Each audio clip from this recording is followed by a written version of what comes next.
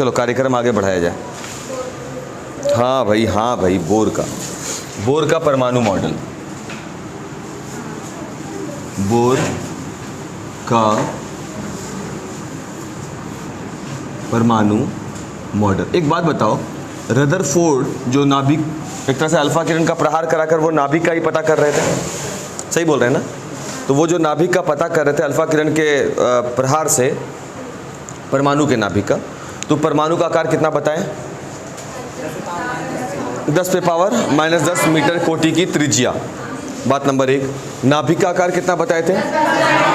-15 metre की कोटि का त्रिज्या। अब त्रिज्या वाला जो केस चल रहा है, तो बताओ परमाणु का आकार वृत्त के जैसा है कि गोला के जैसा? गोला के जैसा। एक मिनट चेक कर लें कि ये आवाज़ मेरा रिकॉर्ड हो रहा है, पता चला पूरा खेला हो जाएगा ख़त्म इसी में। चलिए, हाँ अब बोला जाए सर, तो परमाणु गोला की तरह है कि इसके तरह, वृत्त की तरह?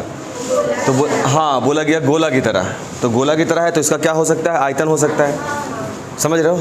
ये वृत्त के जैसा 2 आयामी रचना नहीं है। एक और ज़रूरी बात हमको बताना है, कुछ लोग ये कहते हैं कि ये हम लोग पढ़ते हैं अक्सर कॉपी में अपना ऐसे ही बनाते हैं बाबू, ये नाभिक हो गया है ना, और यहाँ पर इलेक्ट्रॉन जो है कुछ इस प्रकार से भटक रहा है।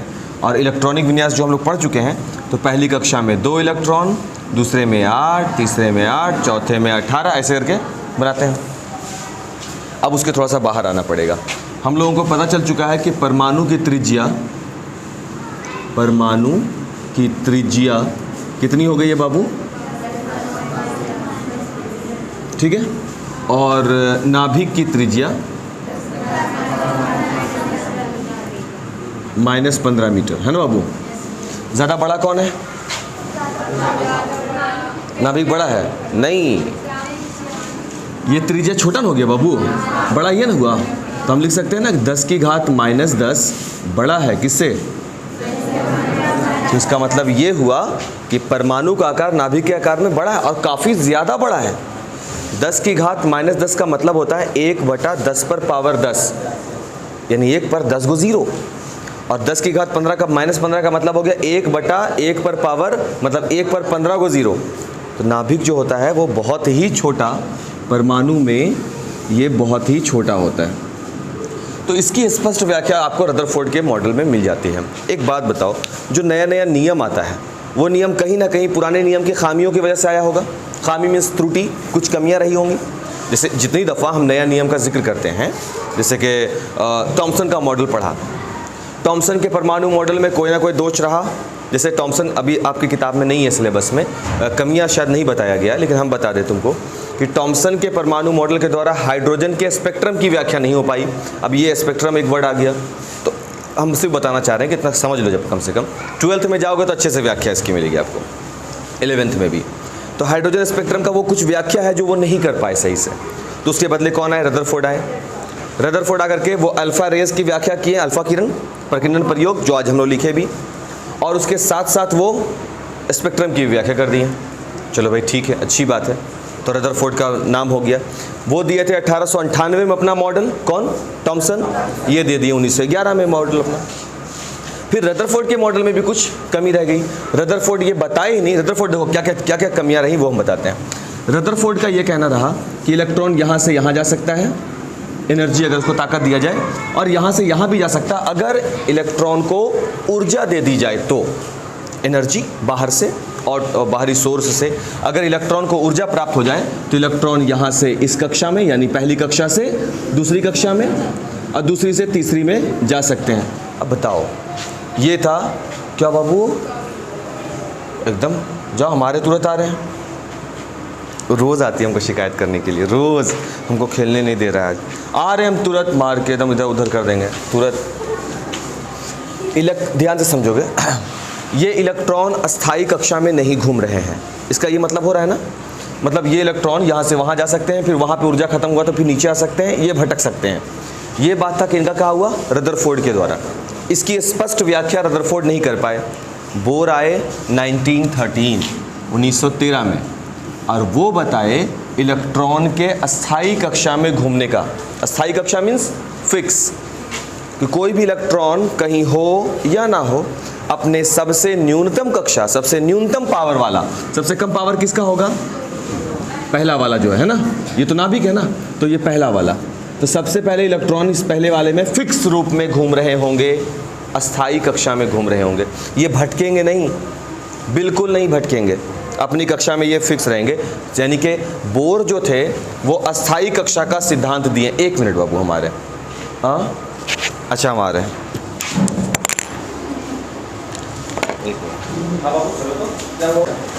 इसको जब तक अपना ख्वाहिश पूरा नहीं होगा तब तक ये सुनने वाला नहीं दूसरे का। सवाल है नहीं, घड़ी मत देखो। उधर देख रहा था तो घड़ी नहीं देख रहा होगा, और क्या है दूसरा चीज़ क्या है उधर देखने लायक। चले, जो सबसे पहला नियम दिए थे वो दिए थे अस्थाई कक्षा का सिद्धांत कह सकते हैं बाबू। रदरफोर्ड जो सबसे पहले दिए थे वो था अस्थाई कक्षा का सिद्धांत, सॉरी बोर जो दिए थे कह सकते हैं। अभी यही बात कर रहे थे ना।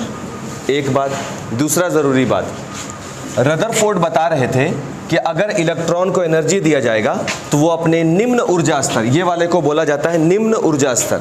जो नाभिक के सबसे नज़दीक कक्षा जो होता है उसको बोला जाएगा निम्न, और इसके बाद वाला को बोला जाएगा उच्च, और ये वाला इससे ज़्यादा उच्च, उससे ज़्यादा, उसके बाद उच्च। अब 7 फेरा है ना, आवर्त की संख्या कितनी है? 7। वर्ग कितना बनाया गया आधुनिक आवर्त सारणी में? 18। अगर वो जो हम लोग जो पीरियडिक टेबल देखे थे बाबू, उसमें हम लोग देखे होंगे ऐसा ऐसा सीधा सीधा लाइन था, उसकी संख्या कितनी थी? 18। फिर से पढ़ना पड़ेगा, इस चैप्टर में फिर से जिक्र है उसका। तो वैसा वैसा जो लाइन है सीधा, जिसको हम लोग बोलते हैं उदग्र स्तंभ, कॉलम बना हुआ, उसकी संख्या 18 है। और क्षैतिज कतार जो ऐसे ऐसे लाइन है, ऐसे ऐसे लाइन है, उसकी संख्या कितनी है? 7 है। तो वो जो ऐसे ऐसे लाइन बना हुआ है ना बाबू, उसी को काल्पनिक रेखा के रूप में इलेक्ट्रॉन के नाभिक के चारों ओर ऐसे से 7 घेरा बनाया गया है। एक का नाम रख दिया गया के, पहला वाला, दूसरा L M N O P Q R S T U V W X Y Z। नहीं, हाँ कैसे? 7 तक न जाएगा, K L M N O P Q खत्म, R O S T U V, आगे बढ़ो फिर, समझ गए? वाई Z, ठीक। तो रदरफोर्ड ये बता रहे थे कि अगर इलेक्ट्रॉन को एनर्जेटिक बनाया जाए, थोड़ा सा एनर्जाइज किया जाए, ऊर्जा दिया जाए, तो वो निम्न ऊर्जा स्तर से उच्च ऊर्जा स्तर में चला जाएंगे। यानी कि पहली कक्षा में तो दूसरी में चले जाएंगे, और ऊर्जा दीजिएगा तो दूसरे से तीसरे में चले जाएंगे। सही है? बोर बोले नहीं, ऐसा नहीं है। ऐसे में तो इलेक्ट्रॉन भटकना शुरू कर देगा सभी कक्षाओं में। बोर मना किए, बोर बोले नहीं, ऐसा नहीं हो सकता। इलेक्ट्रॉन, ये बताएं कि इलेक्ट्रॉन केवल उन्हीं कक्षाओं में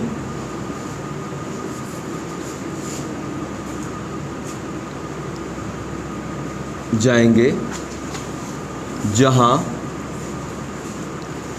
उनका संवेग, अब याद करो संवेग, पढ़ क्या रहे हैं अभी हम लोग? केमिस्ट्री ना। और ये किसका टॉपिक है? ये फिजिक्स का। और यही बात हम एकदम शुरुआत में बोले थे कि जैसे जैसे आप आगे पढ़ते जाओगे, फिजिक्स, केमिस्ट्री, मैथ एक ही थाली में परोसे जाएंगे। एक ही थाली में पढ़ते पढ़ते पता नहीं चलेगा, अगर ध्यान नहीं है पता नहीं चलेगा आपको। फिजिक्स में आपको नाभिक चैप्टर पढ़ना है, आगे परमाणु पढ़ना है, फिजिक्स में पढ़ना है आपको। फिर बोलोगे केमिस्ट्री की पढ़ाई हो रही है क्या, या टीचर थक गया पढ़ाते पढ़ाते तो उसको पता नहीं चल रहा फिजिक्स से केमिस्ट्री चला गया। नहीं, टॉपिक ऐसा है। अभी हम इसकी व्याख्या करने वाले हैं। तो इलेक्ट्रॉन केवल उन्हीं कक्षाओं में जाएंगे, यानी इलेक्ट्रॉन यहाँ से यहाँ नहीं जाएगा। कहाँ जाएगा? केवल जाएंगे जहाँ उनका संवेग, उनका कोणीय संवेग लिख देते हैं, कोणीय संवेग h/2 पाई का पूर्ण गुणज हो। यस, अब इसका क्या मतलब है? ध्यान से देखोगे बाबू, कोणीय संवेग पता चलेगा। देखो, इलेक्ट्रॉन केवल उन्हीं कक्षाओं में जाएंगे, हर कक्षा में नहीं जा सकते। देखो यहाँ पर इस कथन से कैसा लग रहा है? पढ़ करके ही लग रहा है कि वो इलेक्ट्रॉन एनर्जी देने के बाद इलेक्ट्रॉन भटकेगा नहीं, कहीं भी नहीं जा सकता। कहाँ जा सकता है? जहाँ उनका कोणीय संवेग। एक तो टॉपिक ये हो गया, तो हमको ये टॉपिक डिस्कस करना पड़ेगा कि क्या होता है सर कोणीय संवेग, क्या होता है? क्योंकि संवेग तो मालूम है, मात्रा गुने वेग, है ना, पढ़ चुके अभी हाल फिलहाल पढ़े 4-5 दिन पहले। लेकिन यहाँ बात हो रहा है किसका? कोणीय संवेग का। तो कोणीय संवेग समझना पड़ेगा। h/2 पाई का पूर्ण गुणज होता है। तो h क्या हो गया? h कहलाता है प्लांक स्थिरांक, प्लांक कांस्टेंट के नाम से इसको जाना जाता है बाबू, h। और ये प्लांक स्थिरांक आप पढ़ेंगे कब? 11th क्लास में जब जाएंगे तब बोलोगे कि ऐसा ऐसा टॉपिक क्यों दिया गया है। तो अभी तुमको बोर का परमाणु मॉडल पढ़ने कहा गया है, समझ रहे हैं ना? नहीं तो जब आप आगे जाइएगा 11th वगैरह में तो वहाँ पढ़ेंगे E = h न्यू। और ये बहुत इंपॉर्टेंट प्लांक का क्वांटम थ्योरी कहलाता है ये प्लांक। और ये थ्योरी इतना ज़्यादा महत्वपूर्ण है, इतना ज़्यादा इंपॉर्टेंट थ्योरी है कि इस थ्योरी के बाद ही प्रकाश वैद्युत प्रभाव की व्याख्या हो पा रही है। फिर आइंस्टाइन भी इस थ्योरी को उठाएंगे और अपने थ्योरी के साथ E = mc² फॉर्मूला सुने ही होगे, द्रव्यमान ऊर्जा संबंधित नियम। वो दोनों नियम का व्याख्या अच्छे तरीके से होगा प्लांक के ही थ्योरी से हुआ। और प्लांक के ही थ्योरी से हमको सही तरीके से अगर देखा जाए तो बोर इस बात की व्याख्या करेंगे कि इलेक्ट्रॉन हर कहीं जगह नहीं भटकेगा। देखो कहाँ भटकेगा, तो इनके अनुसार बोर कह रहे हैं कि इलेक्ट्रॉन केवल उन्हीं कक्षाओं में जाएंगे जहां उनका कोणीय संवेग, तो कोणीय संवेग का फॉर्मूला होता है ME का मतलब हो गया मास ऑफ इलेक्ट्रॉन। हम यहाँ लिख देते हैं ME, ऐसे लिख दिया गया, जिसको बोलेंगे मास ऑफ इलेक्ट्रॉन। तो अब मास ऑफ इलेक्ट्रॉन का मतलब क्या हो गया? इलेक्ट्रॉन का द्रव्यमान। अगर हम ऐसे लिख देंगे MP, इसका मतलब क्या हो जाएगा बाबू? Mass of proton. अब कौन बताएगा प्रोटॉन का द्रव्यमान कितना होता है?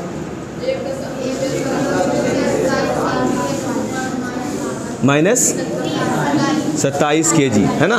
बहुत अच्छी बात है, बहुत अच्छी बात है। मास ऑफ न्यूट्रॉन मीन्स कितना होगा? 1.675 × 10⁻⁻27 kg। और इसको भूलना मत बाबू, इसलिए नहीं भूलना कि ये अपने आप में एक प्रश्न बनाता है कि एक जब दोनों को द्रव्यमान को लगभग बराबर ही माना जाता है, लेकिन देखो तुम यहाँ पर लगभग बराबर नहीं है, फर्क है। ये हम लोग में डिस्कशन होगा, काम करेगा ये 0.002। ये 0.002 का जो अंतर दिख रहा है, आपको दिख रहा है बाबू?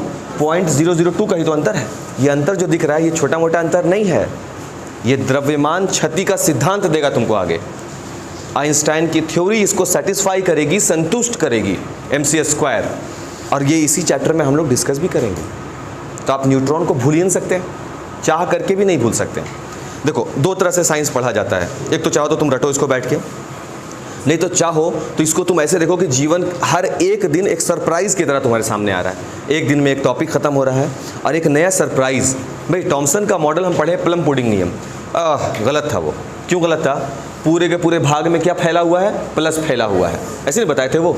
अब बीच बीच में कौन धंसा हुआ उसमें? इलेक्ट्रॉन। और उस बिना प्रैक्टिकल वाली वो थ्योरी परमाणु मॉडल था 1898, समय भी काफ़ी पीछे। 1911 में रदरफोर्ड साबित कर दिए कि नहीं भाई, परमाणु का अधिकांश भाग खोखला है और उसका धनावेश पूरी जगह फैला हुआ नहीं है। पूरा का पूरा द्रव्यमान, पूरा का पूरा धनावेश कहाँ बैठा हुआ है? नाभिक में। और उसकी त्रिज्या कितनी है? 10⁻⁻15 मीटर। अब पूरा का पूरा परमाणु की त्रिज्या कितनी है? 10⁻10 मीटर। और अगर उस इलेक्ट्रॉन को जो नाभिक के चारों ओर कक्षाओं में, वृत्तीय कक्षाओं में घूम रहा है, उस इलेक्ट्रॉन को अगर आप एनर्जी दे दें तो वो अपने निम्न ऊर्जा स्तर को छोड़ करके उच्च ऊर्जा स्तर में चला जाता है। यहीं पर हो गया गलती। बोर बोले नहीं, ऐसे नहीं भटकता है। अगर ऐसे भटकेगा तो इलेक्ट्रॉन कभी कभी ऊर्जा खत्म होगा तो नाचते नाचते गिर जाएगा बीच में। ये इलेक्ट्रॉन जो ऊर्जा के सहारे भटक रहा है तो इस पर एक बल लग रहा होगा, वृत्तीय गति पढ़ाए हैं जिसमें बताया था अभिकेंद्र बल। एग्जैक्टली ऐसे ही याद रखा करो, मजा आता है। वो उसको खींच भी तो रहा होगा ना, तो जो भटक सकता है वो केंद्र में भी आ सकता है और आते आते क्या होगा? वो नाभिक में गिर जाएगा। अब इलेक्ट्रॉन पे कौन सा आवेश होता है? माइनस। नाभिक पर कौन सा आवेश होता है? प्लस। अब ये माइनस उठ करके आया, सिकुड़ते सिकुड़ते सिकुड़ते सिकुड़ते गिर गया, परमाणु गायब। माइनस प्लस इलेक्ट्रॉन बचा ही नहीं उसके पास। अब इलेक्ट्रॉन नहीं है तो इसका मतलब प्रोटॉन भी नहीं होगा, क्योंकि इसके पिछले वाले चैप्टर में हम पढ़े हैं इलेक्ट्रॉनों की संख्या बराबर प्रोटॉनों की संख्या। तब इलेक्ट्रॉन नहीं होगा तो उसके पास प्रोटॉन भी नहीं, और जिसके पास प्रोटॉन नहीं होगा कम से कम किसी भी परमाणु में, एक नाभिक में कम से कम एक प्रोटॉन तो जरूर होता है। आप हाइड्रोजन परमाणु के नाभिक को देखते हो जहाँ न्यूट्रॉन नहीं है लेकिन प्रोटॉन है। अब यहाँ पर क्या हुआ? इलेक्ट्रॉन गायब हुआ तो प्रोटॉन भी गायब हो गया। परमाणु का अस्तित्व अस्थायी नहीं रहा, परमाणु का अस्तित्व गायब हो गया। तो बोर बोले कि रदरफोर्ड का ये सबसे बड़ा गलती है उनके परमाणु मॉडल में, कि उनके परमाणु मॉडल में इलेक्ट्रॉन के बारे में सही व्याख्या नहीं हो पाई है। उनके परमाणु मॉडल के अनुसार अगर आप समझिएगा तो वो जो इलेक्ट्रॉन है वो अभिकेंद्रीय बल के द्वारा धीरे धीरे नाचते तो वो क्या हो जाएगा, नाभिक में आके गिर जाएगा। और जब वो इलेक्ट्रॉन नाभिक में आकर के गिरेगा तो खत्म हो जाएगा ना, क्योंकि उसमें माइनस है। तो अब परमाणु का पूरा अस्तित्व गायब हो जाएगा, है कि नहीं। अब बोलोगे कि सर ये बड़ा बोरिंग क्लास था। ये बोरिंग कैसे हो सकता है? पदार्थ के बारे में हम बचपन से पढ़ते आ रहे हैं, पदार्थ किसे कहते हैं। अभी हम उस पदार्थ के अस्तित्व के गायब होने की व्याख्या कर रहे हैं। अब ये परमाणु से बना हुआ है, परमाणु गायब हो जाए तो क्या ये पदार्थ तुम्हारे हाथ में रहता? सवाल ही नहीं है रहता। अब तुम सोच लो इस चीज़ को। तो कोई भी पदार्थ का अस्तित्व नहीं रहता, एग्जिस्टेंस वैलिड नहीं रहता। क्या पता अभी इलेक्ट्रॉन इसका नाच रहा हो, ठीक है, थोड़ी देर बाद खिंचाते इलेक्ट्रॉन नाभिक में गिर गया और ये पदार्थ हाँ गायब। ऐसे ना बोलेंगे, बचा ही नहीं आपके पास। अब देखो यहाँ पे बताया गया कोणीय संवेग। तो संवेग बराबर होता है मात्रा गुने वेग, सही है। तो मात्रा इलेक्ट्रॉन का क्या हो गया, me, यहाँ पे देख सकते हो तुम। और वेग क्या है, मान लेते हैं v वेग से इलेक्ट्रॉन घूम रहा है। और कोणीय में हम लोग एक और चीज़ शामिल करते हैं, वो है विस्थापन। क्या शामिल करते हैं हम लोग साथ में? विस्थापन को। इसको L से सूचित करते हैं। किसको L से सूचित करते हैं? कोणीय संवेग को। तो कोणीय संवेग बराबर मात्रा गुने वेग, यानी कि जो हम लोग रेखीय संवेग पढ़ते हैं P, याद है, P बराबर m गुने v। तो इसका एक फॉर्मूला हम क्यों ऐसे लिख दें कि अगर कल को कंफ्यूजन ना हो कि कोणीय संवेग जिसको हम L से सूचित करते हैं इज इक्वल टू रेखीय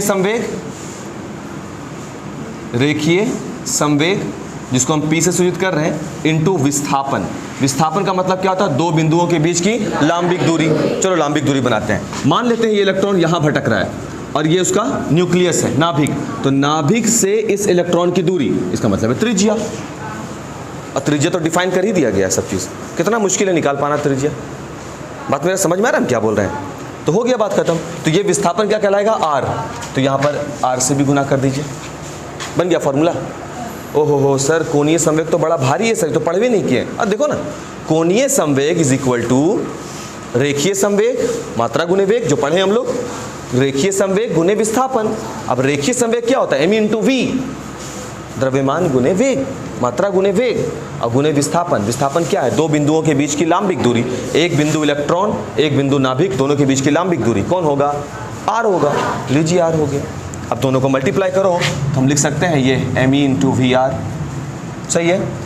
h बटा 2 पाई का पूर्ण गुणज, इसका क्या मतलब है सर? इसका यह मतलब है कि h बटा 2 पाई से ये पूरा कट जाएगा। इसका मतलब ये हुआ कि बटे में अगर h बटा 2 पाई लिख दिया जाए तो ये क्या करेगा? इसको पूरा काट देगा। मान लेते हैं पूरा काट दिया और आपको वैल्यू मिला n। n किसको बोला जाता है? पूर्णांक। पूर्णांक का क्या मतलब होता है? 1 2 3 4 ऐसे जाके यहीं से आपको n का वैल्यू मिल जाता है। n किसको कहते हैं? कक्षा, पहली कक्षा, दूसरी कक्षा, तीसरी, चौथी, पांचवी, छठी, सातवीं, आठवीं भी नहीं। पूर्णांक मिल जाता है। पूर्णांक जो बोले पूर्ण गुणज होता है, इस पूर्ण गुणज को क्या नाम पुकार सकते हो आप? पूर्णांक बोल सकते हो, क्योंकि आपको जीरो कभी नहीं मिलेगा, आपको माइनस कभी नहीं मिलेगा, आपको 1/2 नहीं मिलेगा, आपको पूर्ण गुणज मिलेगा। यानी 1 2 3 4 5 6 7 ऐसा मिलेगा। और इसी चीज़ को जब तुम किताब में देखोगे तो तुमको हो सकता है अभी लगेगा कि नहीं सर तो अलग चीज़ बता दी है, लेकिन जब तुम किताब में देखोगे ना तो ये ऐसे लिखा रहेगा MEVR is equal to NH/2 pi. बोलोगे यार ये तो अलग चीज़ हो गया। देखो एक ही अलग है कि एक ही है? इसको इधर जाके गुना कर दिया है। किताब में ऐसे लिखा रहेगा, लेकिन हम उस सिद्धांत पर तुमको वैल्यू रख दिया। कोणीय संवेग, उनका कोणीय संवेग h/2 पाई का पूर्ण गुणज है। मतलब कि 4 जो है वो 2 का पूर्ण गुणज है या नहीं है? 4 2 का पूर्ण गुणज है, 2 बार में कट जाता है।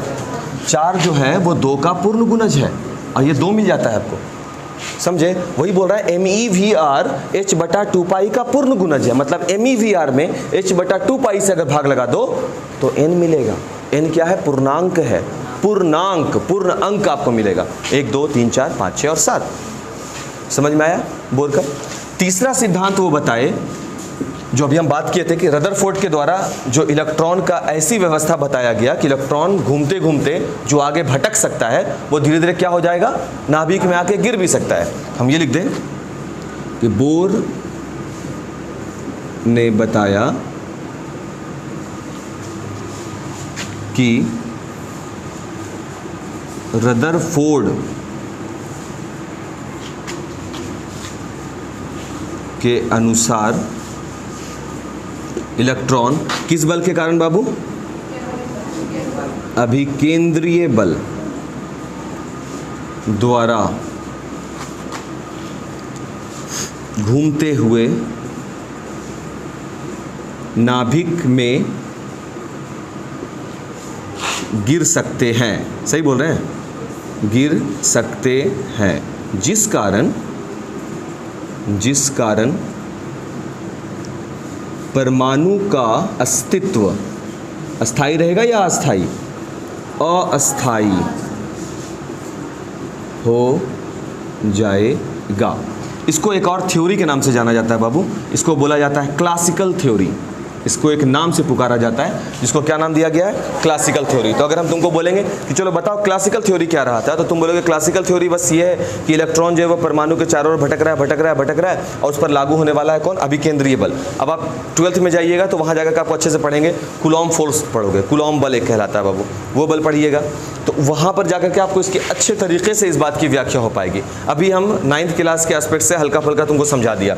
कोई भी नया नियम मिला है हमको तब जब पुराने वाले में रही होगी कोई त्रुटि, और पुराने वाले की त्रुटि कैसे निकाला गया होगा? जब पुराने वाले को सही से पढ़ा गया होगा।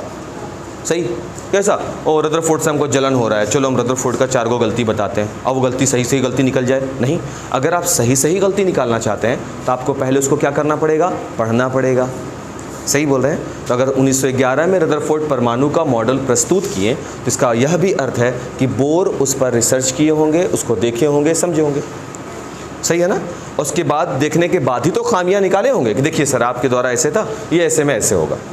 सही है ना? और उसके बाद ये अपना निकाल दिए, और इनके बाद भी इनके मॉडल में फिर खामियां निकली जो हमारे सिलेबस में फिलहाल नहीं है, 12th में आगे जाके इसको पढ़ना। इसमें भी कमियां थी, बताइए।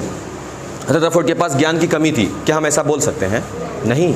अगर रदरफोर्ड नहीं होते तो शायद नाभिक का पता नहीं चलता, उसकी त्रिज्याओं का पता नहीं चलता, और शायद उसके बाद वाले लोग यही ढूंढ रहे होते, नाभिक ही ढूंढ रहे होते, और आज हम लोग 10 साल 15 साल पीछे ही चल रहे होते। सही बोल रहे हैं ना? टॉमसन का परमाणु मॉडल महावाहियात नहीं है, वाहियात नहीं है। अगर टॉमसन नहीं होते तो ऋण आवेशित कण की सही व्याख्या जो उन्होंने कर डाली है वो कोई नहीं कर पाता। अभी इसी चैप्टर में हम लोग आगे पढ़ने वाले हैं समस्थानिक, समभारिक, सम न्यूट्रॉनिक। तुमको जान क्या बाबू फिर पढ़ना है इस चैप्टर में, समस्थानिक, समभारिक, सम न्यूट्रॉनिक सब पढ़ना है इसमें।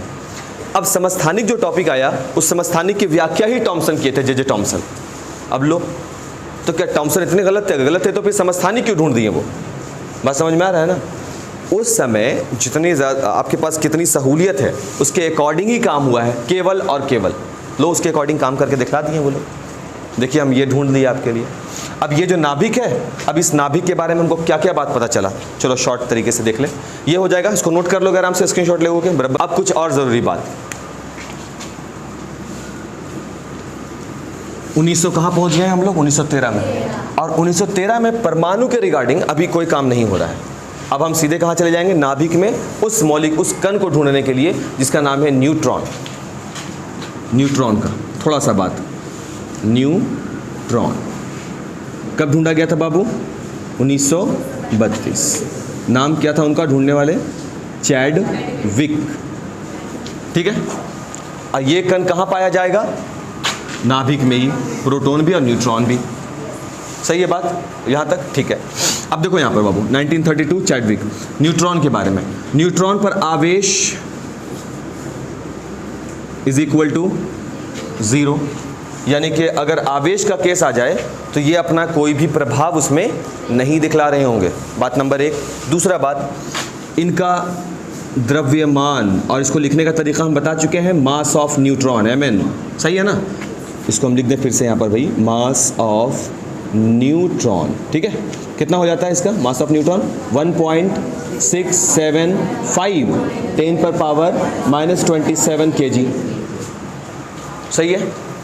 किताब से मिलाने की आवश्यकता नहीं है, कुछ कुछ आंकड़ा हमको ध्यान रहता है। ठीक है, 1.675। हम अपना होमवर्क अच्छे से करके आए हैं, आप अपना सोच लें। मेरा होमवर्क एकदम सही रहता है, अगले दिन वाला कम से कम तो सही। 1.675 × 10⁻⁻27 kg। और प्रोटॉन के बारे में अभी हम लिखे थे 1.673 कहीं पर, या यहाँ 1.673 इंटू 10 पे पावर -27, नहीं भूलेंगे, बिल्कुल भी नहीं भूलेंगे। इलेक्ट्रॉन का कितना था? गलत, 9.1 गुने 10 की घात -31 kg, ये था इलेक्ट्रॉन का। वो तो अपेक्षिक बोल रहे, E/m बोल रहे हो, वो अलग दूसरा चीज़ है ना, वैल्यू। अब देखो यहाँ पे दो बातें यहाँ पे पता चल गई। अब सवाल ये था कि अगर न्यूट्रॉन पर कोई आवेश नहीं है और ये न्यूट्रॉन कहाँ बैठा हुआ है? हाँ देखो अब, तो परमाणु के नाभिक में कौन कौन बैठा हुआ था? प्रोटॉन भी था और न्यूट्रॉन भी था, दोनों है, प्रोटॉन न्यूट्रॉन दोनों है। अब न्यूट्रॉन पे तो कोई आवेश नहीं है और सिर्फ इसमें होता है द्रव्यमान। तो एक बात ये तय हो गया कि किसी भी परमाणु का द्रव्यमान किस पर निर्भर करता है? परमाणु का द्रव्यमान किस पर डिपेंड करेगा?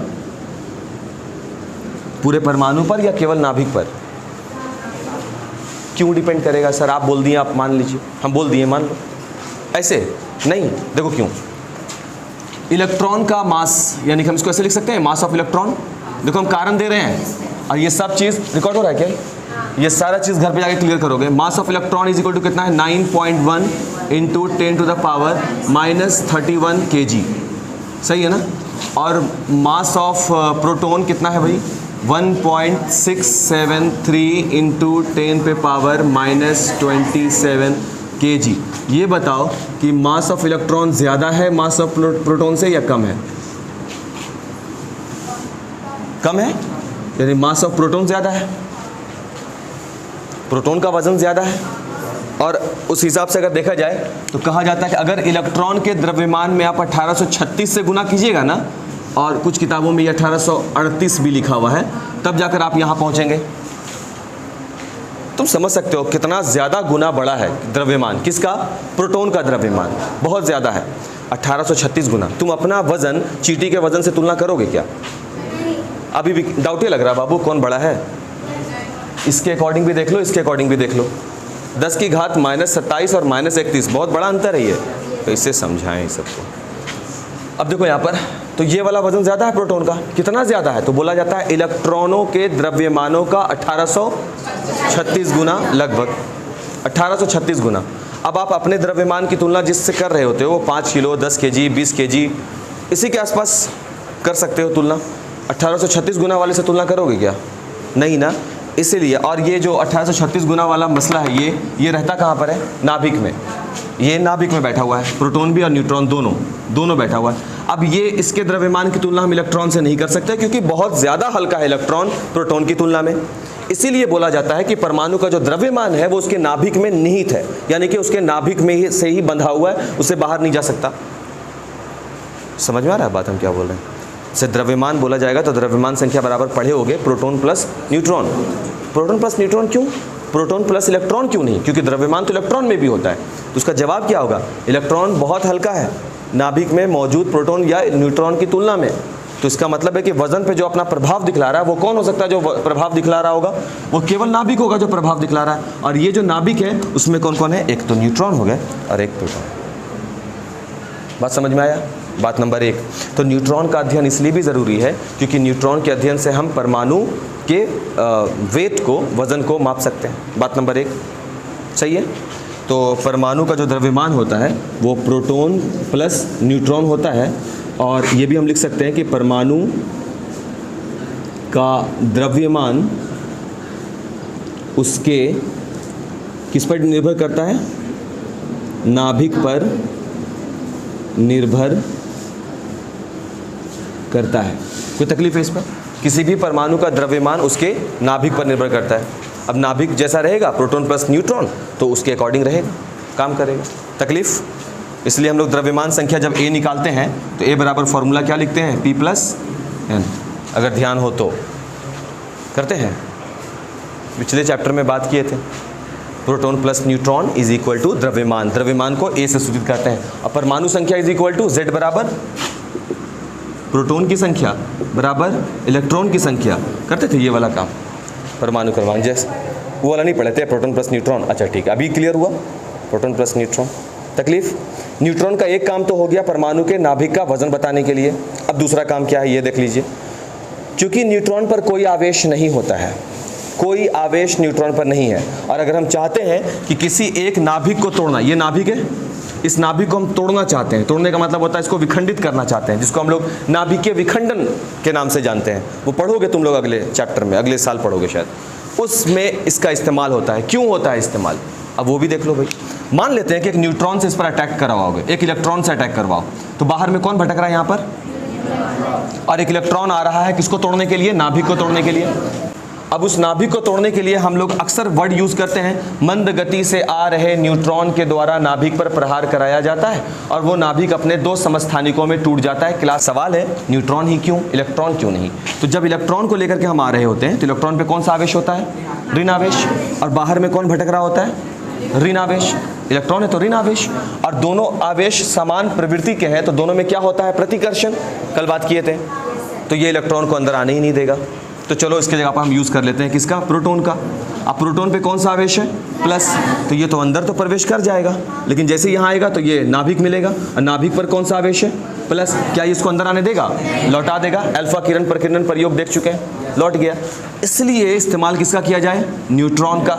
अब न्यूट्रॉन का जब इस्तेमाल किया गया तो न्यूट्रॉन आएगा, इस पर कोई आवेश नहीं है, इलेक्ट्रॉन इसको रोकेगा, बोलेगा हमको फर्क ही नहीं पड़ता। अंदर जाएगा, नाभिक रोकेगा, बोलेगा हमको फर्क ही नहीं पड़ता, हम तो अपना काम करके रहेंगे क्योंकि मेरे पर कोई आवेश नहीं है।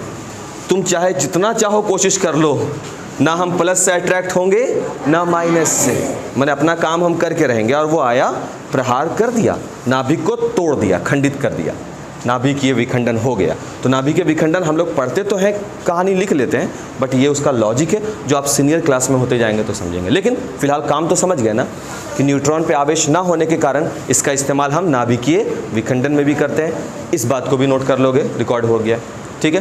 बाकी का किस्सा कल कंटिन्यू करेंगे, तब तक के लिए stay tuned, bye. Yes sir, yes sir, क्या बाबू? हाँ, एग्जाम्पल देते, परमाणु का द्रव्यमान मान लेते हैं। हीलियम, हीलियम का नाम सुने हो, हीलियम परमाणु संख्या कितना होता है, 2। तो इसका मतलब ये हुआ कि इसकी प्रोटॉन की संख्या भी कितनी हो जाएगी, 2। हीलियम का द्रव्यमान कितना होता है, 4। अब हीलियम का द्रव्यमान 4 है, इसका मतलब ये हुआ कि द्रव्यमान A = होता है प्रोटॉन प्लस न्यूट्रॉन। तो अगर इसके पास प्रोटॉन 2 है बाबू, तो न्यूट्रॉन कितना रहा होगा कि द्रव्यमान 4 बन गया, 4 - 2 बराबर क्वेश्चन मार्क, यानी कि 2। इसका मतलब है कि इसके नाभिक में 2 गो प्रोटॉन बैठा हुआ है, 2 न्यूट्रॉन बैठा हुआ है, सही है। और इलेक्ट्रॉन कितना भटकेगा, 2। क्यों भटकेगा इलेक्ट्रॉन, 2? क्योंकि number of proton = number of electron. करेंगे बात, अभी हम समस्थानिक जब आगे पढ़ेंगे ना तो हम करेंगे, इस पर बात करेंगे, ठीक है। चलिए ठीक है, चला जाए फिर बाबू। अरे क्या बाबू, ये एच वी नहीं है, ये न्यू है, न्यू, एच न्यू। और अगर इसको ऐसे कर दिया जाएगा तो बन जाएगा म्यू। हाँ, म्यू न्यू दोनों। चलिए।